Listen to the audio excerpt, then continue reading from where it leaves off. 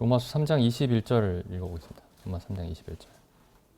이제는 율법 외에 하나님의 한 의가 나타났으니 율법과 선지자들에게 증거를 받은 것이라. 곧 예수 그리스도를 믿음으로 말미암아 모든 믿는 자에게 미치는 하나님의 의니 차별이 없느니라. 모든 사람이 죄를 범하였음에 하나님의 영광에 이르지 못하더니 그리스도 예수 안에 있는 구속으로 말미암아 하나님의 은혜로 값없이 의롭다 하심을 얻은 자 되었느니라. 이 말씀 읽을 때마다 좀 불편하더라고요. 제가 처음에 이제 성경을 읽을 때 모든 사람이 죄를 범하였음에 이제 저라면은 성경을 이렇게 썼을 것 같아요. 영원한 지옥에 이르게 되었더니. 그러니까 이제 제가 이 말씀이 불편했던 이유가 나는 하나님의 영광 같은 건 필요 없는데 뭐 있으면 좋겠지만 나한테 지금 필요한 건 하나님의 영광이 아니고 지옥에 가지 않는 게 나한테 필요한 거고 지옥에 가지 않고 천국에 가는 일이 나한테 필요한 거지 하나님의 영광까지는 내가 필요가 없는데 그게 뭔지는 잘 모르겠지만 그게 뭔지도 잘 모르겠고 어쨌든 나에게 필요한 건 내가 지옥에 가지 않는 거다.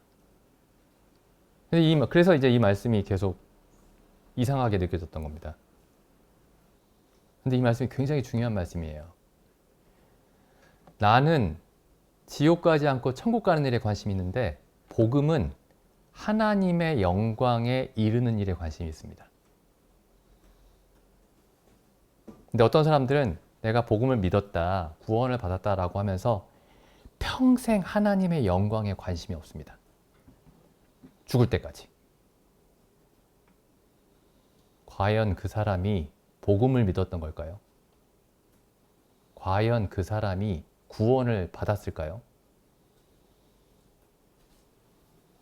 그래서 모든 사람이 죄를 범한 그 결과가 지옥에 가는 게 아니고 물론 지옥에 가는 것도 결과들 중에 하나입니다. 많은 결과들 중에 하나예요. 그런데 하나님이 가장 중요하게 생각하는 결과는 뭐냐면 가장 심각하게 가장 문제가 된다고 생각했던 그 결과는 뭐냐면 하나님의 영광에 이르지 못하는 겁니다. 사람이. 하나님의 영광에 이르지 못하는 것. 그리고 하나님의 영광에 이르지 못하는 모든 사람들을 지옥에 보내는 겁니다. 왜냐하면 하나님이 사람을 지으실 때에 그 사람의 목적이 뭐냐면 지으신 목적이 뭐냐면 하나님의 영광을 나타내는 것이 사람을 지은 목적이었습니다. 사람을 통해서 하나님의 모습을 나타내는 거였어요. 그래서 처음에 창세기 이런 말씀이 있죠. 하나님이 사람을 하나님의 형상과 모양대로 지으셨다. 그게 사람을 지은 목적이었습니다. 하나님의 형상과 모양을 나타나게 하기 위해서. 하나님의 영광을 나타나게 하기 위해서. 그런데 사람이 하나님의 영광에 이르지 못하면 하나님이 사람을 지은 목적을 이루지 못한 것이기 때문에 그 사람이 지옥에 가는 겁니다. 그런데 이제 사람들이 복음을 잘못 이해하고 잘못 전하는 바람에 이런 현상이 벌어졌어요. 사람이 하나님의 영광을 나타내야 된다라는 하나님의 그 목적, 본래의 목적은 생각하지 않고 내가 죄 용서를 받으면 되는 거야. 내가 하나님의 영광을 달리 표현하면 하나님의 성품입니다. 하나님의 성품들. 하나님의 여러 가지 성품들. 그 하나님의 성품들을 나타내지 않더라도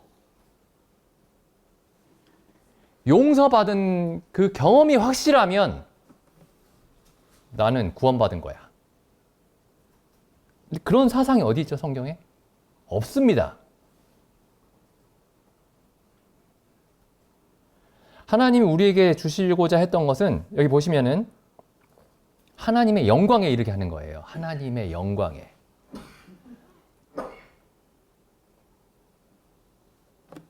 여기 또 한 구절 보시죠.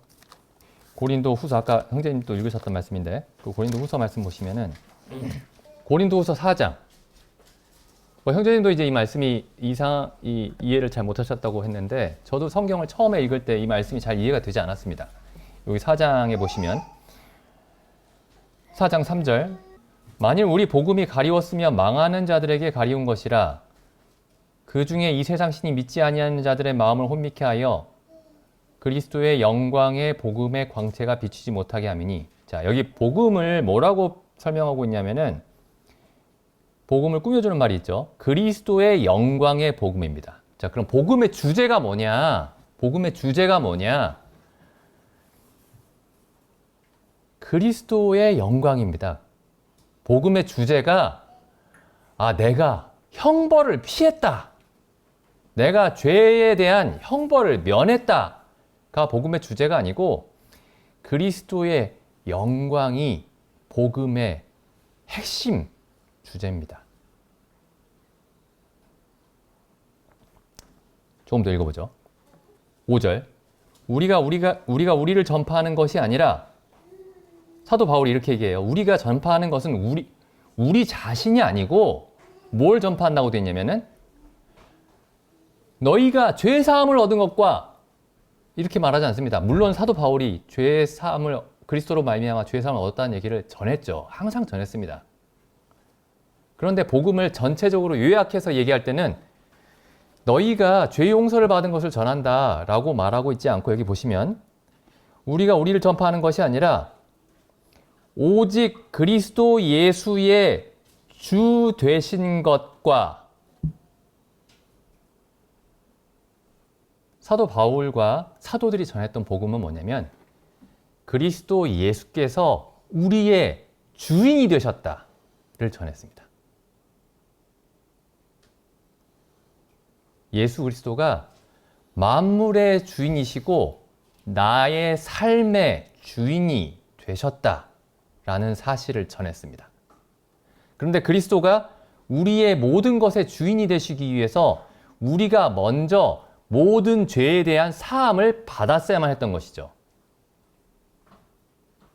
근데 어떤 사람들은, 많은 사람들이 이렇게 복음을 이해합니다. 죄의 용서를 받았어요.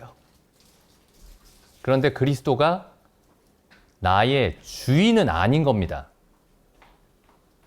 그냥 내 대신에 십자가에서 내 죄를 대신 담당한 어떤 속죄 제물에 불과해요. 내 주인은 아닙니다. 내 삶의 주인이 아니에요. 나의 모든 것의 주인이 아닙니다. 나는 그의 종이 아닙니다. 그냥 내 대속물이에요. 예수님은 내 대속물에 불과합니다. 감사하죠. 감사합니다. 내 대속물인 것만도 감사해요. 그런데 그 다음부터 내 삶은 내가 원하는 대로 살 겁니다. 내가 막 크게 죄를 지으면서 나쁜 일을 하면서 마음대로 살겠다는 뜻은 아닌데 어쨌든 내가 내 나름대로 의롭게 살면서 어쨌든 내가 선하다고 생각하는 대로 살면서 교회도 좀 열심히 다니면서 성경도 종종 읽으면서 설교도 종종 들으면서 그렇게 살겠습니다. 다만 내 삶은 여전히 나의 것입니다. 이렇게 복음을 받아들이는 거예요. 근데 사도 바울, 성경이 전하는 복음은 전파하는 것이 뭐였냐면은 오직이란 말 있죠. 오직 그리스도 예수께서 주인이 되셨다. 이게 복음의 핵심인 겁니다. 그러면은 그리스도 예수가 주인이 됐다라는 얘기는 우리가 그분의 종이 되었다는 얘기죠. 우리가 그분의 노예가 됐다는 뜻입니다. 자, 종이 하는 일을 생각해 보시죠. 종은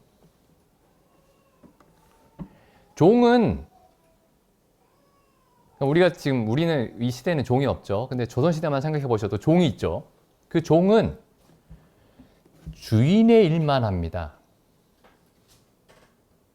그 종이 그 집에서 아이를 낳잖아요. 아이들이 다 주인 겁니다.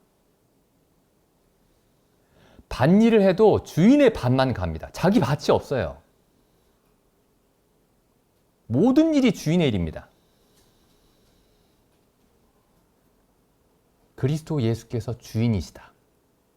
내 삶의 주인이시고, 또 여기 사도 바울이 이제 그 얘기만 하고 있는 건 아니죠. 내 삶의 주인이기 전에 만물의 주인이십니다.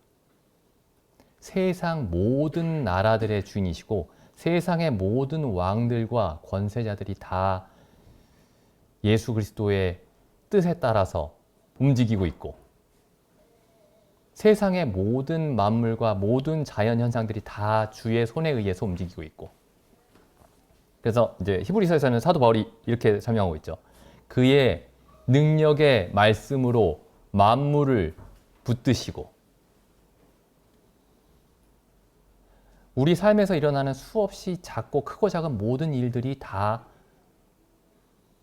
주님의 뜻에 따라서 이루어지고 있는 겁니다. 이게 그리스도 예수가 주인이란 뜻이죠. 그 다음에 또 이렇게 얘기합니다.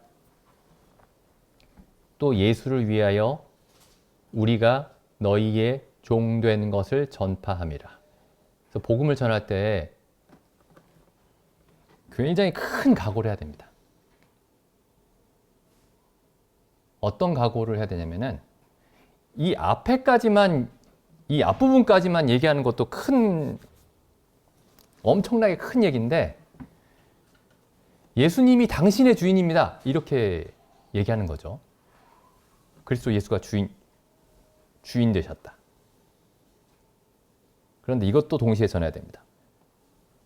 내가 당신에게 복음을 전하는데 나는 당신의 종입니다. 또 전해야 됩니다. 그러니까 내가 복음을 전할 때, 어떤 사람에게 복음을 전할 때 그 사람의 종이 되고자 하는 마음이 없으면 전하지 마십시오. 전하지 마세요. 하나님의 말씀이라고 그냥 막 전하지 마십시오. 그냥 내가 성경을 안다고 저 사람이 성경을 잘 모르니까 내가 알려주지, 이런 마음으로 전하면 안 됩니다. 여기 또 보시죠. 근데 여기에 되게 중요한 사실이 있어요.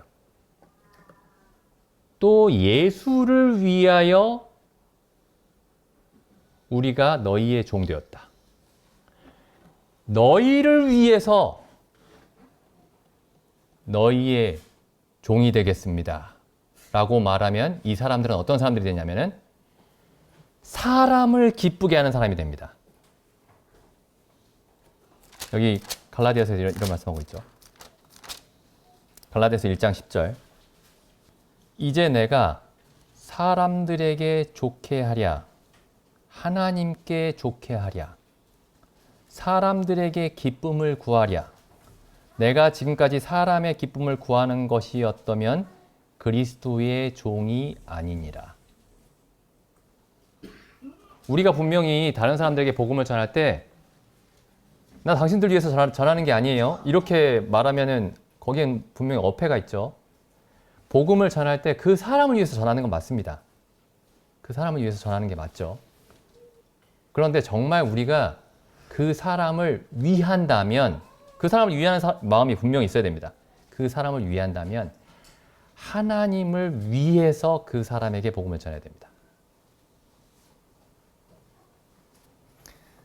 사도 바울이 갈라디아서에서 왜 이 말씀을 하고 있냐면은, 사도 바울이 사람들의 기분을 맞추려고 했더라면은 이제 갈라디아 여러 교회들에 이런 사람들이 있었죠. 우리가 예수를 믿었지만 할례도 받아야 된다.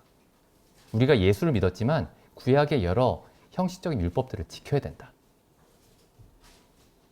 그런 현상들이 널리 퍼졌습니다. 급속도로. 사도 바울이 이제 이 사람들을 기분 나쁘지 않게 하려면 어떻게 해야 되죠? 그거 건드리지 말아야 됩니다. 그런데 대신에 이 사람들의 마음을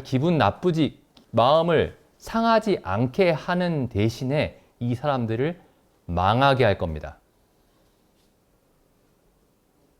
그래서 사도 바울이 정말 이 사람들을 위한다면은 하나님을 기쁘시게 하기 위해서 이 갈라디아 여러 교회 사람들에게 진리를 말해야 됩니다. 그 말씀, 지금 이 말씀과 지금 방금 이 갈라디아서 1장 10절 말씀과 그 다음에 방금 읽었던 고린도 후서 4장 5절의 그 하반절 말씀, 이 두 말씀을 동시에 마음속에 담아둬야 됩니다. 분명히 우리는 복음을 전하는 사람들에게 그들의 종이 되어야 됩니다. 그런데 동시에 예수를 위하여 종이 되어야 됩니다. 그러니까 내가 예수를 위한다고 하면서 내가 예수를 위하지 너희를 당신들 위한 게 아니에요. 이렇게 얘기하면 그 사람은 지금 너희의 종된 것을 전파하지 않는 사람이죠. 반면에 사람들을 기쁘게 하기 위해서 사람들이 기뻐하는 말을 하고 사람들이 불편해하는 말을 하지 않는다면은 예수를 위한 게 아니게 됩니다. 어쨌든 여기 이제 그 복음을 전한다고 하면서 사도들이 복음을 전한다고 하면서 무엇을 전파했는지를 보시기 바랍니다. 그럼 6절 4장 6절 어두운 데서 빛이 비치리라 하시던 그 하나님께서 예수 그리스도의 얼굴에 있는 하나님의 영광을 아는 빛을 우리 마음에 비추셨느니라. 그러니까 예수 그리스도, 그러니까 쉽게 얘기하면 이런 거예요. 그 사도 바울이 복음을 전할 때 예수 그리스도를 사람들 앞에서 빛나게 한 겁니다. 사도 바울의 복음을 들은 사람들이 무엇을 느꼈냐면, 야, 나 이제 평안하다. 나 이제 기쁘다. 나 확실히 천국 간다. 그걸 느낀 게 아니고, 물론 그것들도 느꼈겠죠. 근데 사도 바울에게 복음을 들었던 모든 사람들이 결국에 그 느꼈던 혹은 깨달았던 내용의 중심에는 뭐가 있냐면, 아, 나 편안하다, 평안하다, 기쁘다가 아니고 예수 그리스도가 빛난다. 예수 그리스도가 놀라운 분이구나. 정말 하나님의 형상이구나, 이분이. 참 사람이시구나. 사람이 마땅히 하나님 앞에서 이렇게 사는 것이 참으로 영광스러운 일이구나. 이런 삶 외에는 그 외에 다른 어떤 삶도 아무런 가치가 없구나. 이걸 봤던 겁니다. 예수 그리스도가 지극히 놀라운 분이구나. 그리고 동시에 이런 마음이 있죠. 나도 저렇게 살기를 하나님 앞에서 간절히 원하나이다. 이렇게 고백하게 만드는 겁니다. 지금 그 얘기가 어디에 나오냐면은 18절에 있죠. 3장 18절. 우리가 다 수건을 벗은 얼굴로 거울을 보는 것 같이 주의 영광을 보매 저와 같은 형상으로 화하여. 제가 다시 말씀드릴게요. 그리스도께서 우리 죄를 대신해서 죽으셨다라는 이 진리가 작다는 뜻이 아닙니다. 너무나 큰 진리죠. 너무나 큰 진리입니다, 이게. 그런데 만약에 내가 그 진리를 아노라 하면서 내 마음속에 있는 고백이 아, 나 이제 확실히 구원받았네. 나 이제 지옥 안 간다. 나 평안하다. 나 기쁘다. 계속 그 얘기만 하고 있으면 이 사람이 정말 과연 성경이 전하는 복음을 알았을지가 심히 의심이 된다는 겁니다. 사도 바울은 그런 복음을 전하지 않았어요. 여기 보시면은 복음은 결국에는 그리스도가 아름다우시구나. 그리스도가 빛난다. 내 눈앞에서 그리스도의 광채가 눈이 부신다. 라고 고백하게 하는 게 복음이었던 겁니다. 다시 3장 18절 보시죠. 우리가 다 수건을 벗은 얼굴로 거울을 보는 것 같이 주의 영광을 보매 저와 같은 형상으로 화하여 영광으로 영광에 이르니. 자, 이 일이 어떻게 일어나죠? 곧 주의 영으로 말미암음이니라. 성령으로 말미암아서 이런 일이 일어난다 이렇게 돼 있죠. 성령이 하시는 일이 뭐냐? 성령이 하시는 일이 뭐 여러 가지로 표현할 수 있어요. 지금 이게 다 성경적인 얘기입니다. 성령은 우리 마음에 평안을 주십니다. 성령은 우리 마음에 기쁨을 주시죠. 성령은 우리 마음에 죄 사함의 확신을 주십니다. 다 성령이 하시는 일 맞아요. 근데 성령께서 이 모든 일을 다 하셨는데 우리 눈앞에 주의 영광을 보여주셨다. 이 모든 일이 결국에 성령께서 내 눈앞에 주의 영광을 보여주셨기 때문에 일어난 일들이다 라고 우리가 고백하지 못한다면은 우리가 고백하는 우리에게 있노라고 고백하는 확신이나 평안이나 기쁨이 과연 성령이 주신 것일까? 아니면 그냥 내 주관적인 지극히 주관적인 그냥 감정일까? 다시 로마서 말씀 들어가 보겠습니다. 로마서 3장 23절입니다. 다시 읽어보죠. 모든 사람이 죄를 범하였음에 하나님의 영광에 이르지 못하더니 그리스도 예수 안에 있는 구속으로 말미암아 하나님의 은혜로 값없이 의롭다 하심을 얻은 자 되었느니라. 자, 이렇게 표현할 수도 있어요.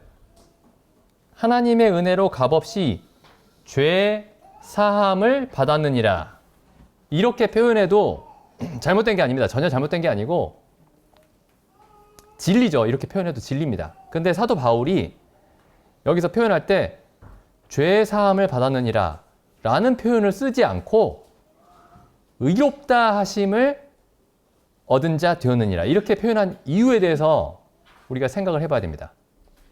의롭다 하심을 얻었다. 똑같은 말이죠. 무죄라는 말이나 의롭다라는 말은 어떤 면에서는 같은 말입니다. 그런데 잘 생각해 보시면 죄를 용서받았다라는 말은 소극적인 표현입니다. 의롭다라는 말은 적극적인 표현이에요. 그런데 지금 성경 이 로마서에서 적어도 로마서에서는 죄 사함을 받았다라는 표현보다 의롭다라는 표현을 쓰고 있는 겁니다. 우리가 죄 사함 받았다라는 말을 성경에 자주 나와 있는 말이죠. 예수님도 직접 그렇게 말씀하셨습니다. 친구들에 의해서 들것에 들려서 지붕을 뜯고 내려온 사람이 있었죠.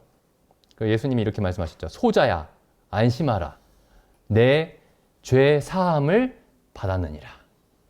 굉장히 큰 말씀입니다, 그게. 그런데 우리가 이제 죄 사함을 받았느니라는 말을 잘못 생각하는 경우가 많습니다. 형벌을 면하게 되었다라는 쪽으로 그쪽으로 기울어서 생각하는 경우가 많아요. 죄에 대한 형벌을 면했다. 근데 여기서는 만약에 의롭게 되었다 이렇게 표현하면은 내가 의인으로서 그러니까 그 죄의 용서를 받았다라고 얘기하면은 아 내가 형벌을 면했구나라는 생각이 더 큰데 하나님이 만약에 너 의롭게 되었다 이렇게 말하면은 그 다음부터는 의롭게 살아야 할 책임에 대한 생각을 더 갖게 됩니다. 그러니까 죄 용서받은 게 의인이지 물론 이렇게 말할 수 있어요. 그게 잘못된 얘기는 아닙니다. 그런데 죄 용서받았다라는 표현이 있고 죄 사함 받았다라는 표현이 있고 또 동시에 의인이라는 표현이 있는 겁니다. 의롭게 되었다는 표현이. 이 두 가지를 성경이 둘 다 반드시 쓰고 있는 이유에 대해서 생각을 해봐야 됩니다. 하나는 죄를 사면해 준 것이고 그 다음 의롭게 되었다라는 얘기는 의가 무엇인지를 배우고 알고 행해야 될 이후의 삶에 대한 어떤 암시가 있는 겁니다. 분명한. 그런데 이 복음을 사람들이 잘못 전하다 보니까, 혹은 잘못 이해하다 보니까 죄 용서받았다라는 데에 기울어져 있는 거예요. 그리고 그게 곧 의인이야. 이렇게 말을 바꾸기를 하는 거죠. 단순하게. 죄를 용서받은 사람이 의인이 맞지만 죄 용서받았다라는 얘기 속에는 과거에 대한 청산에 대한 그 개념이 있는 거고, 의롭다함을 얻었다라는 얘기에는 그 이후의 삶에 대한 암시가 있는 겁니다.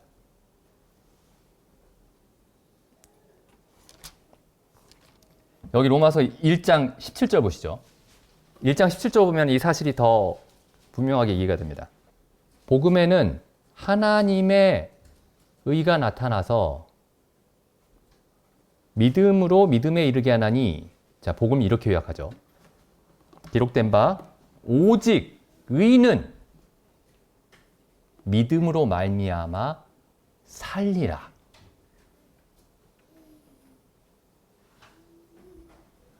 이게 복음의 어떤 그 무게 중심이에요.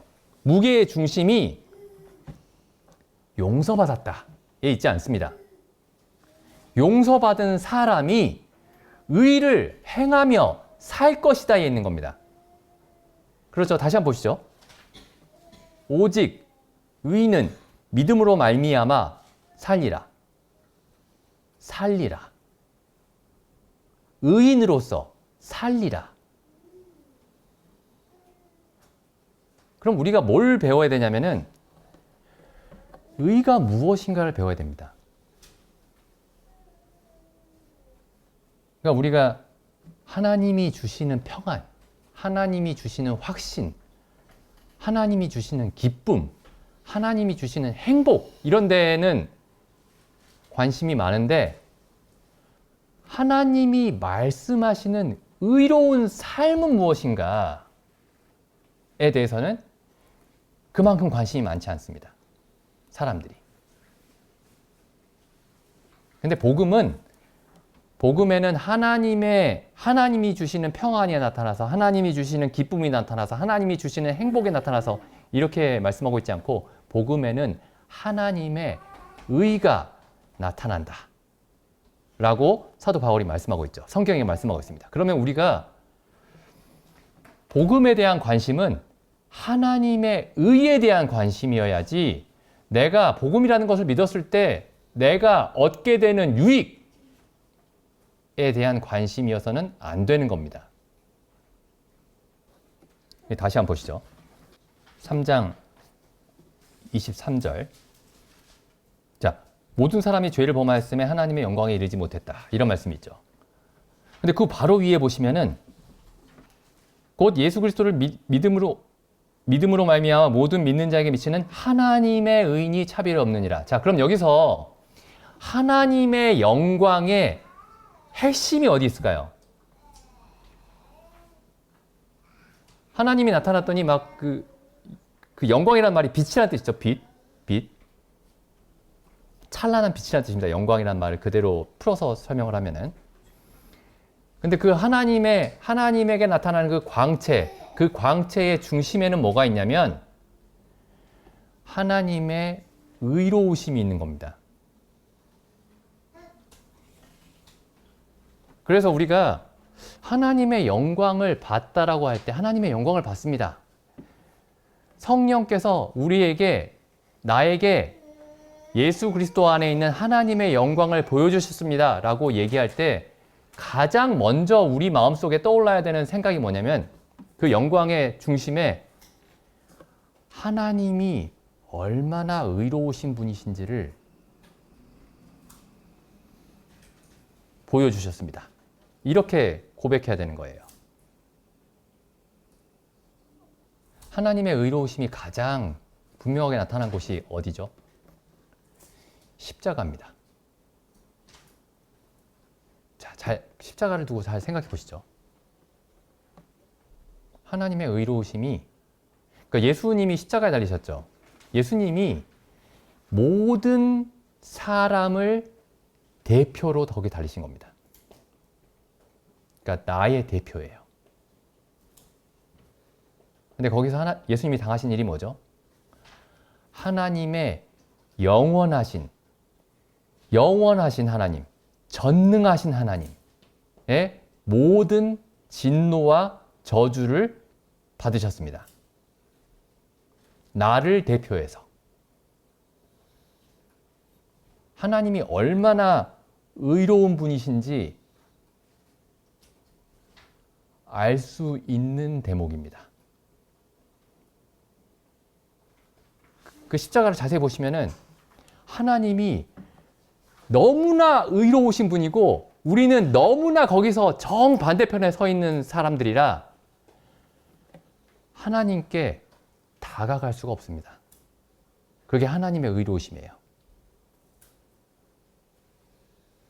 그리고 뭐 모든 사람이 죄인이지만 그래도 내가 하나님 앞에 한번 다가가 보겠다 라고 하는 순간 우리가 눈앞에 부딪히게 되는 사실이 뭐냐면 하나님 앞에서 내가 내 자신의 어떤 것으로 섰을 때는 내가 가진 최선으로 하나님 앞에 섰을 때 내가 하나님 앞에서 받아야 되는 일이 하나님의 영원하신 진노라는 겁니다. 그게 하나님의 의로움을 나타내고 있는 거예요. 근데 사람들이 이제 막연하게 이렇게 생각하기 쉽습니다. 뭐 하나님 의롭지. 우리는 죄인이지. 모든 사람이 죄인이지. 우리 익숙하죠, 그런 얘기들이. 근데 깊이 생각해 봐야 됩니다. 하나님의 의로우심에 대해서. 그리고 동시에 하나님의 의로우심과 그 하나님의 의로우심 앞에서 모든 사람이 저와 성도님들 모두가 본래 하나님 앞에 섰을 때에 하나님 앞에서 당해야 할 그 일의 크기에 대해서 생각한다면 동시에 그리스도의 피가 그 능력이 얼마나 큰 것인지 그때야 이해할 수 있습니다. 하나님의 의로우심의 크기와 죄인이 하나님 앞에서 받아야 할 진노의 크기를 이해할 때에야 비로소 십자가에서 예수님의 흘린 피가 얼마나 그 능력이 엄청난 것인지 이해할 수 있습니다. 왜냐하면 이 피가 하나님의 모든 공의로운 하나님의 모든 진노를 완벽하게 걷어낼 수 있기 때문입니다. 하나님의 의로우심을 보여주는 의로우심에 대해서 생각하게 하는 하나님의 영광에 대해서 생각하게 하는 장면 한 군데 더 보겠습니다. 한 곳, 그 출애굽기 33장입니다. 출애굽기 33장. 모세가 십계명을 받기 위해서 산에 올라가 있었어요. 시내 산에. 그리고 십계명과 그리고 성막에 대한 그 모형을 받기 위해서 산에 올라가 있었죠. 40일 동안 있었습니다. 그런데 이스라엘 백성들이 모세가 어디 갔느냐? 우리를 인도할 신을 따로 만들자. 우리를 인도하던 그 모세는 어디 갔는지 모르겠으니까 우리를 인도할 신을 만들자. 이렇게 얘기를 했어요. 그래서 금송아지를 만들었죠. 잘 아시듯이. 그래서 모세가 이제 그 사실을 알고 하나님이 말씀하셔서 내려와 가지고 그 십계명 돌판을 던집니다. 그리고 금송아지를 갈아서 먹게 하죠. 그리고 하나님이 이렇게 말씀하셨죠. 그 전에 내가 이 백성들을 다 멸해버리겠다. 그리고 내가 모세의 너를 통해서 다시 한 백성을 이루게 하겠다. 이렇게 얘기하니까 모세가 하나님의 이름을 위해서 그렇게 하지 마십시오. 하나님의 이름이 이방인들 사이에서 편론을 받을까 두렵습니다. 그래서 모세가 이제 이스라엘 백성을 위해서 기도하죠. 그리고 나서 이제 모세가 이렇게 기도를 합니다. 하나님께서 우리와 함께 가신다. 우리 이스라엘 백성을 버리지 않으시고 영원토록 함께 하신다라는 그 사실에 대한 그 말씀에 대한 확신을 구하기 위해서 하나님께 이렇게 기도를 하죠. 그 기도하는 중에 그 마지막에 이런 기도를 합니다. 그 출애굽기 33장 17절에 보시면 여호와께서 모세에게 이르시되 너의 말하는 이 일도 내가 하리니, 여기 너의 말하는 일, 모세가 말한 일이 저희 백성과 우리 백성을 버리지 마시고 함께 하십시오. 함께 해주십시오. 이 기도죠. 너의 말하는 일도 내가 하리니 너는 내 목전에 은총을 입었고 내가 이름으로도 너를 알미니라. 모세가 갑자기 이렇게 기도를 합니다. 모세가 가로되 원컨대 주의 영광을 내게 보이소서. 이게 본래 하나님을 아는 모든 사람들이 해야 되는 기도입니다. 근데 사람들이 이렇게 기도를 해요. 원컨대 평안을 주십시오. 원컨대 행복을 주십시오. 근데 모세는 이렇게 기도했습니다. 원컨대 주의 영광을 내게 보이소서. 하나님이 주시는 선물들을 원하는 것이 아니고 주님 자신의 영광을 보여주십시오. 우리가 원하는 것이 바로 이것인지 질문해 봤으면 좋겠습니다. 우리가 원하는 것은 하나님이 주시는 평안과 기쁨도 지극히 크지만 내가 원하는 것은 주의 영광을 보는 것입니다. 모세가 가장 원했던 것이 바로 이것입니다. 그러니까 하나님 이렇게 말씀하세요. 19절에 여호와께서 가라사대 내가 나의 모든 선한 형상을 내 앞으로 지나게 하고, 하나님이 이렇게 말씀하세요. 모세에게 나의 모든 선함을 너에게 보여주겠다.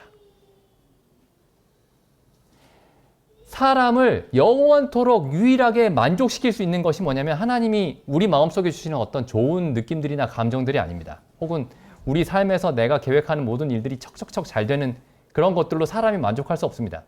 사람이 영원토록 만족할 수 있는 게 뭐냐면 하나님의 모든 선함을 볼 때, 알 때 사람이 비로소 만족할 수 있습니다. 여기 좀 더 보시죠. 나의 모든 선한 형상을 내 앞에 지나게 하고, 그 다음 보시죠. 여호와의 이름을 내 앞에 반포하리라. 나는 은혜 줄 자에게 은혜를 주고 긍휼히 여길 자에게 긍휼을 베푸느니라. 여기 나중에 이 말씀은 좀 그 의미를 살펴보도록 하겠습니다. 그 다음 20절, 우리가 살펴보려고 하는 말씀 20절 말씀입니다. 또 가라사대, 보시죠. 내가 내 얼굴을 보지 못하리니 나를 보고 살 자가 없음이니라. 이 말씀을 좀 깊이 생각해 봐야 됩니다. 하나님을 보면 살 자가 없습니다. 이게 하나님이에요. 이게 하나님의 크심입니다.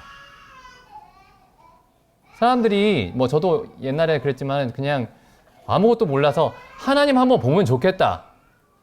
하나님 보면 안 됩니다. 하나님을 본다면 어떤 일이 벌어지냐면은 십자가에 달린 예수님처럼 됩니다. 사람이 하나님을 보면 그렇게 돼요. 심지어 그 이사야 6장에 있죠. 천사들도 하나님을 볼 수가 없습니다. 죄 없는 천사들도. 이게 하나님의 의로우심이고 하나님의 거룩하심의 크기입니다. 근데 이런 하나님이 사람이 되어 오신 분이 예수님입니다. 그러니까 우리와 똑같이 오셨고 천한 모습으로 오셨고 아무것도 가진 것이 없는 가정에 태어나셨고 배운 것이 없이 나셨고 갈릴리 사람으로 나셨지만은 이분이 사실은 아무도 가까이 할 수 없는 그런 하나님이셨던 겁니다. 그 다음 보시죠. 그래서 하나님이 하시는 일이 이 일입니다. 21절에 여호와께서 가라사대 보라 내 곁에 한 곳이 있으니 너는 그 반석 위에 섰으라. 내 영광이 지날 때에 내가 너를 반석 틈에 두고 내가 지나도록 내 손으로 너를 덮었다가 손을 거두리니 내가 내 등을 볼 것이요 얼굴은 보지 못하리라. 모세가 하나님께 하나님의 영광을 보여주십시오 얘기하니까 하나님이 뭐라고 말씀하시냐면은 나를 보고 살 자가 없다. 이 말씀을 항상 평생 저와 성도님들이 평생 마음속에 계속 묵상해야 되는 말씀입니다. 나를 보고 살 자가 없다. 그런데 이제 어떻게 보게 하시냐면은 반석 틈에 모세를 숨기십니다. 그리고 하나님이 직접 손으로 모세를 덮으십니다. 그러니까 모세가 하나님을 본 거예요. 근데 어떻게 봤냐면은 하나님이 보호하셔서 하나님의 전능하심으로 그 사람을 보호하셔서 보고도 죽지 않게, 그러니까 하나님을 보고 죽지 않을 수 있는 방법은 뭐냐면 하나님의 전능하신 손길이 보호해야만 그 사람이 죽지 않을 수 있습니다.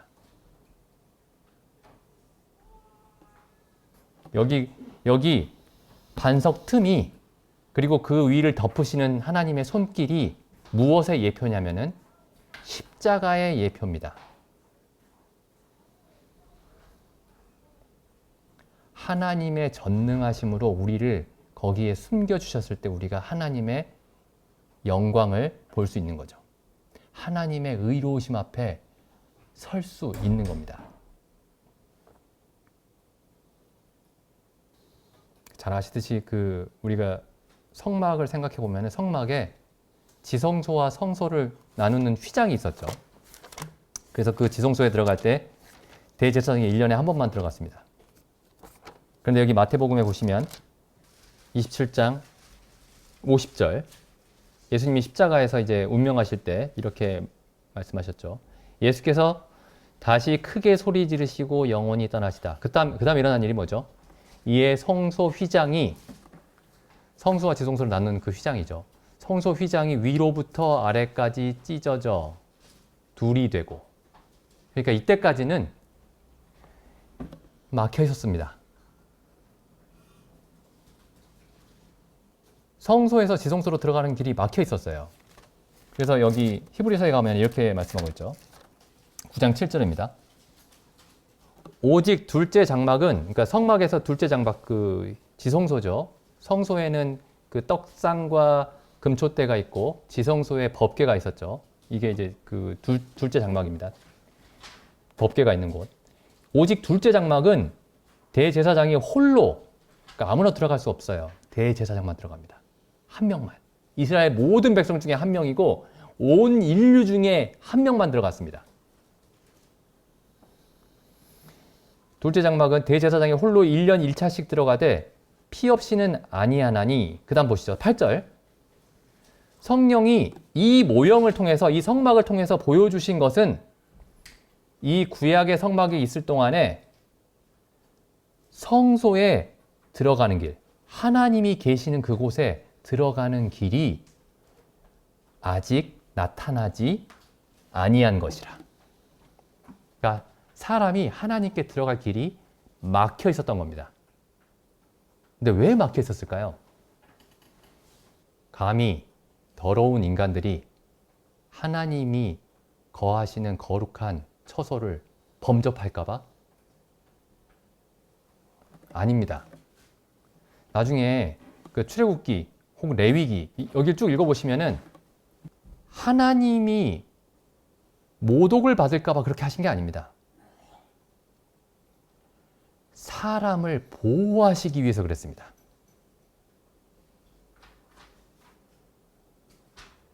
이 막히는 장막이, 이 성막이, 이 휘장이 열려 있으면 모든 사람이 다 죽습니다. 사람을 보호하기 위해서 막아 놓으신 거예요. 그래서 나중에 민수기 보시면 아시겠지만은 성막 이제 이스라엘 백성이 광야에서 이동할 때에 제사장들이 안에 들어가서 그 법궤를 다 덮습니다. 레위인도 봐서는 안 됩니다. 그 법궤를 보면 안 돼요. 죽습니다. 몇 겹으로 덮어요. 일단 그 휘장으로 덮고 그 다음에 그 양가죽으로 덮고 물소 가죽으로 덮고 계속 덮습니다. 보면 다 죽으니까요. 하나님을 보면 다 죽습니다. 이게 하나님의 의로우심이에요. 그런데 예수님이 십자가에서 하나님의 모든 저주와 진노의 그 잔을 받으시니 그제서야 이 휘장이 열렸던 겁니다. 그러니까 사람들이 막연하게 나 죄 용서받았다. 나 지옥 안 간다. 그 말이 맞는 말이지만 쉽게 말할 말이 아닙니다. 영원토록 의로우셨던 하나님이 하나님의 영광이 갑자기 만만하게 변하는 게 아닙니다. 하나님의 영광과 의로움은 그대로 변함이 없어요. 영원 전부터 영원까지 변하지 않습니다. 축소되지 않아요. 근데 우리가 하나님 앞에 담대하게 설 수 있는 이유가 뭐냐면 그리스도가 십자가에서 당하신 일의 크기 때문입니다. 그게 하나님이 전능한 손으로 그 바위 틈에 모세를 보호하신 것처럼 하나님의 전능하심이 우리를 하나님의 영광을 볼 수 있도록 우리를 보호하시는 그 방법이었던 겁니다. 다시 말씀드릴게요. 하나님의 영광, 모든 사람이 잠깐만 노출돼도 모두 다 불에 타서 없어져 버리는 그 영광이, 그 영광으로부터 우리를 보호하시는, 그 영광을 보고 즐거워할 수 있도록 우리를 보호하시는 것이 뭐냐면 하나님의 전능하신 손입니다. 그리스도의 십자가의 상처 속에 우리를 넣으시고 하나님의 전능하신 손으로 우리를 보호하셔서 우리가 하나님의 영광을 보게 하시는 거죠. 그래서 이렇게 되는 겁니다. 사람들은 이제 마치 우리가 죄의 용서를 받지 못했을 때는 하나님을 두려워하다가 죄의 사함을 받으면 하나님이 두렵지 않다라고 얘기하는 사람들이 있는데 정반대입니다. 하나님을 모를 때에, 잘 모를 때에 하나님이 두렵지 않은 거예요. 그냥 지옥이 좀 두려운 거지 하나님을 두려워함이 없습니다.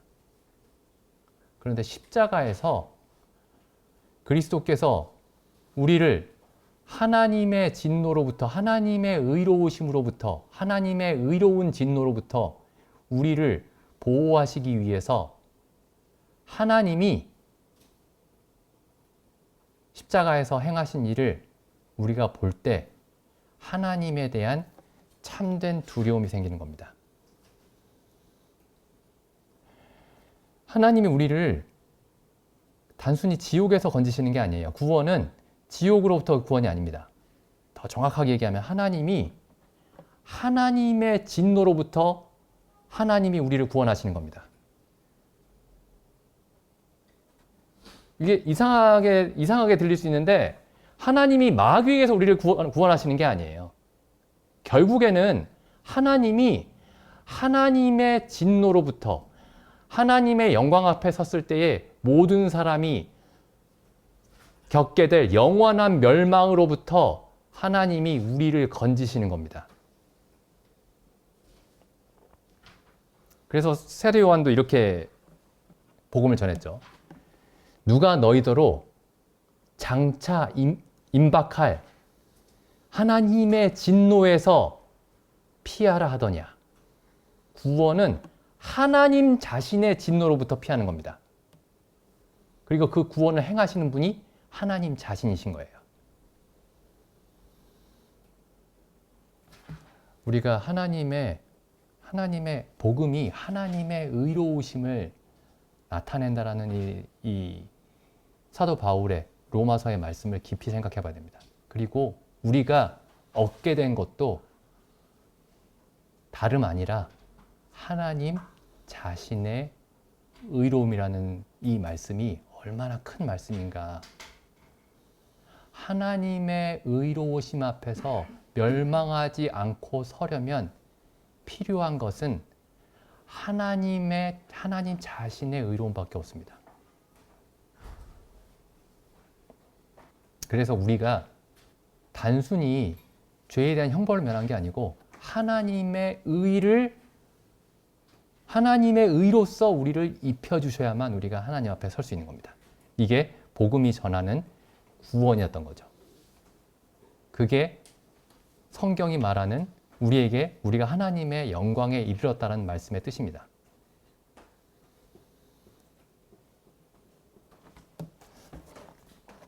기도드리고 집회를 마치겠습니다.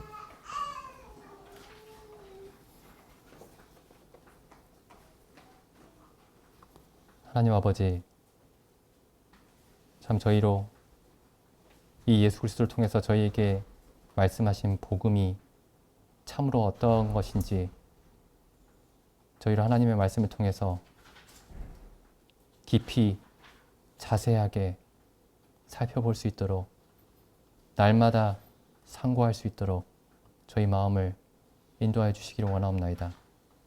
저희가 성경을 볼 때 예수 그리스도의 얼굴에 있는 하나님의 영광을 보고 그 앞에서 참된 경건한 두려움 가운데 그 안에서 참된 평안 가운데 참된 기쁨 가운데 걸을 수 있도록 저희 교회를 인도하여 주시고 또한 저희가 이 참된 복음을 이 그리스도의 영광의 광채의 복음을